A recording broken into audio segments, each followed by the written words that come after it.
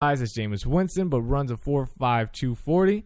He's incredibly elusive, and man, he's a playmaker and a great competitor. I've seen him. Okay, this was a quote. I don't know why the quotes ended. And I see him functioning in the pocket, out of the pocket, and if you want to run a zone read, he'll rip the defense apart. He's like Russell Wilson, only he's 6'4". Hey, that's how you end it. That's how you end it. He just dropped the mic and said, I'm out. That's it. That's all I got to say.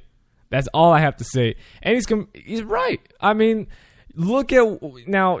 Okay, people are going to say at Wisconsin when Russell Wilson was there, and then back when he was at NC State, they did, they're more in the pocket, under center more than, of course, Oregon is. But, I mean, he later in his career at Wisconsin, I mean, they ran some zone reads. And they they didn't run the exact same system, but they ran similar plays like Oregon did, just not as much. But they still ran them enough where you could compare the two. You really could. I think it's perfect. I love it. Now, I think Russell Wilson, I love the way he throws the football. I don't know if Mariota is the exact same as Russell Wilson in throwing, but it takes time to get like Russell Wilson's throwing. So, I don't know. I love it. I love what John Gruden had to say about that. That was perfect. Absolutely freaking perfect. But now it is time for the Short Sports Show's second annual NFL mock draft. You're right, ladies and gentlemen. It is time to do it. And, I looked at a ton of mock drafts. I looked all over, saying, okay, what are they saying? What are they saying? What are they saying? And also just to give me more of a feel, okay, if I was the GM of that specific team, what am I going to do? Who am I going to pick? What's going to win now and for the future? That's what I looked at. It took me a while. It took me probably about 2.5 days, like an hour one night, and then I finished the rest in 2 days, just to really look at it. There was one pick I was stuck on. That was the New England Patriots' last pick. I have a feeling they're just going to trade out, but even if they stayed, there's two players they could easily go for, and it's weird. It was the last pick in the draft, and I was torn on who they were going to pick. But here we go. Now, again, this is unbiased. This is what I see happening, and if you have any disagreements, let me know in the comment section below. Follow me on Twitter at @short_sports 24/7. And tweet me. Let me know what you guys think. And let's get it on. Also, I have a Facebook page. Links are in the description below, so be sure to check those out. And let's get it started. With the first overall pick in the 2015 NFL Draft, it comes down to this.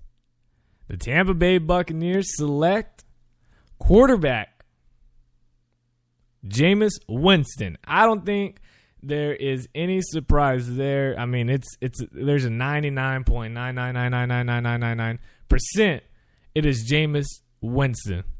If it's not, I think everybody would be shocked that it's Marcus Mariota. It just has to be Jameis. I mean, they followed him all the way through. I think we've known this for such a long time. But it's Jameis Winston, pro-style quarterback, going to the Tampa Bay Buccaneers. You'll be able to throw with Mike Evans, Vincent Jackson, a couple other young guys. Hopefully they can get a running game going with either Doug Martin or somebody else. But Jameis Winston, there it is. And with the second overall pick, the Tennessee Titans trade their pick to the San Diego Chargers in exchange for Phillip Rivers and a second-round draft pick. The Chargers get the second overall pick and keep the 17th overall pick, but they also give up a second round and a next year's third and I don't know, whatever else you want to throw in there. So that only means that it only comes down to one person, and that is quarterback out of Oregon, Marcus Mariota, the second overall pick to the San Diego Superchargers as they prepare for their move to LA. And Yeah. So I know what you're going to think. As a Chargers fan, you think I'm being biased. This is what I really want. Yes, of course, this is what I want. But I'm going to keep hope alive that the Chargers are going to move on from Phillip. If he's so, stuck on just, I'm not going to extend my contract, during the season and possibly out of the season because, being a free agent. He can look other places. So we can lose him either way. Even if we franchise tag him, then that just costs money. He's not really wanting to be there. We need to move to L.A. We need to get out of San Diego. If he's not about that life, we need to find someone that is, because what if the Chargers, they go 10-6 this year or better, make a playoff appearance, we end up with like the 20-something overall pick and, next year's draft. Phillip says, I got to go. I'm going to go somewhere else. We don't feel like franchise tagging him. And then we have no quarterback. And next year, what? You got Dak Prescott, Trevon Boykin. I know there's someone else that I'm probably missing, but, is there really going to be a franchise quarterback in that all the way down there in the 25th, 20-something overall picks? And to move up with, really, you don't have any players that you could really trade to move up. I mean, what are you going to do? This is the time. You got to make it happen. Move on now. Titans get what they want. Chargers as well. Third overall pick, the Jacksonville Jaguars select defensive end / linebacker Dante Fowler out of Florida. Dominant pass rusher. I know there's late night rumors about Jacksonville really interested in Amari Cooper, but I like the wide receiving core that they have. Their head coach is all about defense as he came from Seattle. So why not get a top defensive end / linebacker, wherever you want to put him at? He's going to be successful. He's going to just absolutely wreck offensive line. And it's perfect for Jacksonville. Improve that defense. The AFC South, attack those weak offensive lines. Colts offensive line is not that great. Neither is the Texans. Neither is the Titans. Perfect time to put yourself in winnable positions. Jacksonville Jaguars, Dante Fowler. With the fourth overall pick, the Oakland Raiders select wide receiver Amari Cooper. Now, I know there was rumors. Okay, there's people saying Kevin White, Amari Cooper. It's going to be one of those. And people are thinking, why not get Leonard Williams? That's a big defensive end. You help Khalil Mack, have him have another buddy out there on that defensive line, because they had nothing but old farts with Justin Tuck and whoever else was on that defensive line. The reason I'm going, and I know I'm going to get a lot of disagreement here with Amari Cooper over Leonard Williams, it's just because you got to have some offensive firepower. I mean, you were weak last year. You haven't had an offense since like 2002. So you get Amari Cooper. Derek Carr can really lead this team. I mean, what he did last season wasn't great win-loss ratio-wise. I mean, he didn't have a lot of help, of course. But you give him a top number one wide receiver in Amari Cooper, who is already polished. The reason with Kevin White I'm not picking him is because Amari Cooper is polished. I mean, he doesn't have the speed as Kevin White, nor the size. Don't forget, Amari Cooper, just because he says, when we say he doesn't have the size of Kevin White, he is still 6'1". That's still a great size for a wide receiver. So, to have a more polished receiver, a guy that is just, we've always talked about for the past 3 years at Alabama. Kevin White, we've only talked about him 1 year. That's it. I mean, not saying he's a fluke or anything. I love Kevin White, but I'm just saying you get a more polished receiver in Amari Cooper. He's a go-to guy, good size, good speed. Oakland, you can't go wrong with him. Do not screw up and pick someone stupid in your first round again, which I don't mind as a Chargers fan. I don't care. But, again, I'm not trying to be biased. I'm trying to make sure each team wins with that player. Amari Cooper gives them the best chance. With the fifth overall pick, the Washington Redskins select defensive end / defensive tackle Leonard Williams out of USC. I mean, most places had Vic Beasley because they had Leonard Williams going already and a couple other people. This is it. Perfect timing right here.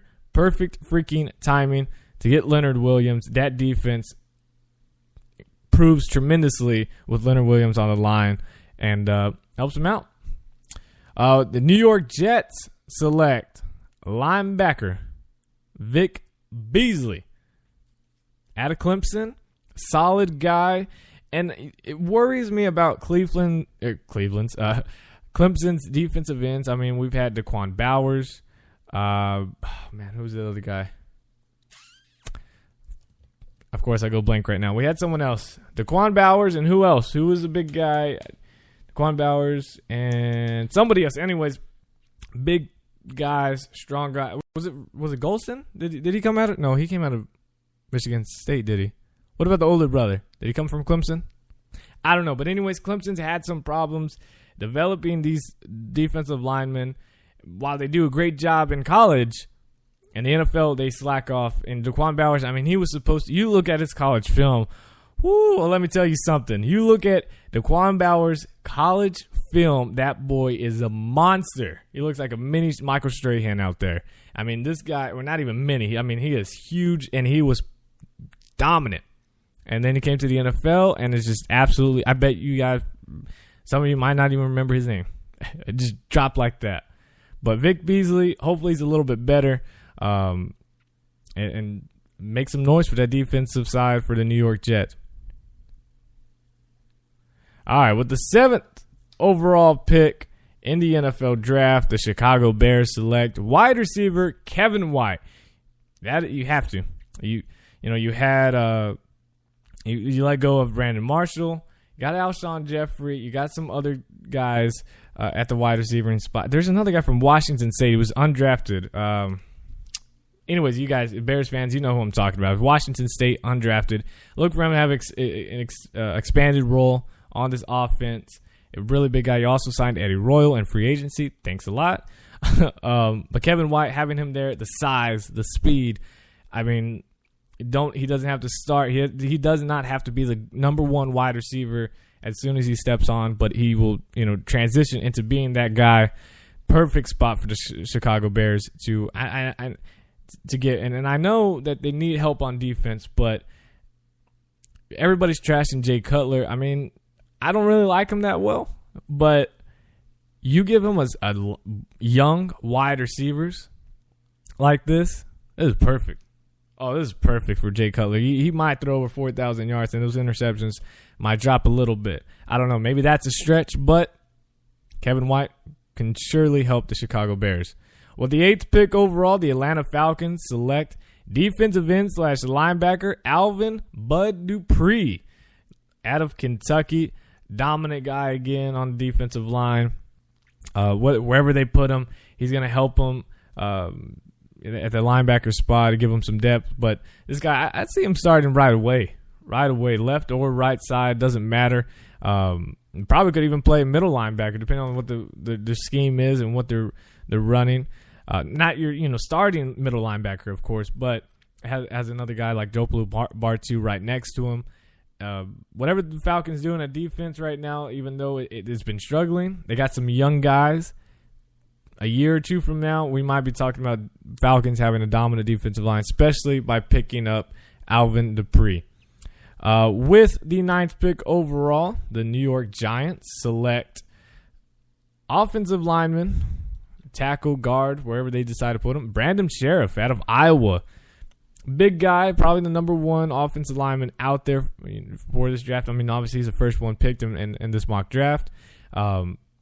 Usually I would go with the wide receiver, but since Cooper are gone and White's gone, and the reason I say wide receiver just because you got Odell Beckham, you got Victor Cruz if he comes back healthy. You also have Ruben Randall. I love those 3 wide receivers. They can just help each other, and I think they will once everybody's healthy and everybody's playing at the same time. Eli Manning is going to feel a lot more comfortable being able to throw that ball anywhere he wants to without those high interception ratio.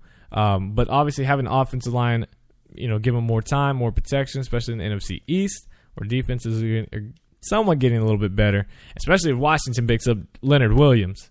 But you really need an offensive line. So Brandon Sheriff to help them out. Solid pickup for the Giants. With the 10th overall pick, the St. Louis Rams select wide receiver Devontae Parker. This is where they went wrong last year. Even though I love that they picked Greg Robinson, he's a great offensive lineman.